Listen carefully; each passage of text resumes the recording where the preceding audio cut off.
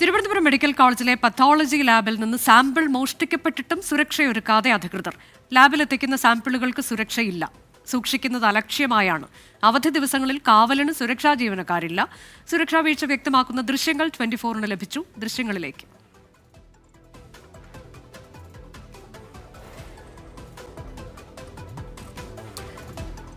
സുജിത് സുരേന്ദ്രൻ വിവരങ്ങളുമായി. സുജിത്ത്, ഇത് വളരെ ഗുരുതരമായൊരു വീഴ്ച തന്നെയാണ്. ശ്രദ്ധയോടെ കൈകാര്യം ചെയ്യേണ്ടെന്ന ഒന്നാണ്. അതാണ് ഒരു സുരക്ഷയുമില്ലാതെ അവിടെ വച്ചിരിക്കുന്നത്.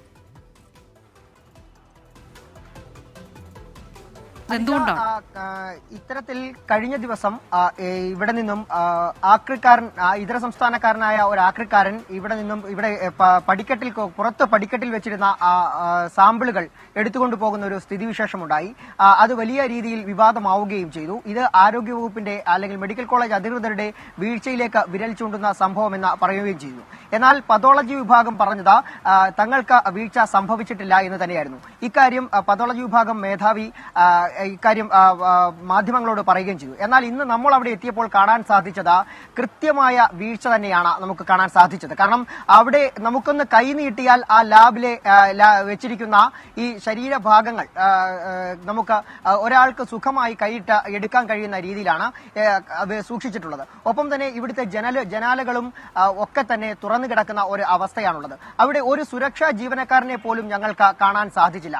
ചുറ്റുപാടും മാലിന്യവും അതുപോലെ തന്നെ മദ്യക്കുപ്പികളും ഒക്കെ നിറഞ്ഞിരിക്കുന്ന ഒരു സാഹചര്യമായിരുന്നു. ഞങ്ങൾ അവിടെ എത്തി ഏതാണ്ട് ഒരു മണിക്കൂറോളം അവിടെ നിന്നിട്ടും ഒരു ജീവനക്കാരനെയോ അല്ലെങ്കിൽ മറ്റാരെയും തന്നെ, ഒരു സുരക്ഷാ ജീവനക്കാരനെ പോലും അവിടെ കാണാൻ സാധിച്ചില്ല.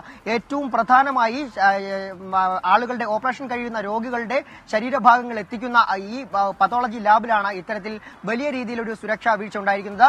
അവിടെ നിന്നും ഇത്തരത്തിലൊരു ആക്രിക്കാരന് സുഖമായി എടുത്തുകൊണ്ട് ഇത്തരത്തിലുള്ള സാമ്പിളുകൾ എടുത്തുകൊണ്ട് പോകാൻ കഴിഞ്ഞു എന്ന് പറയുമ്പോൾ തന്നെ അവിടുത്തെ സുരക്ഷാ വീഴ്ച കൃത്യമായി വ്യക്തമാക്കുന്നതാണ്.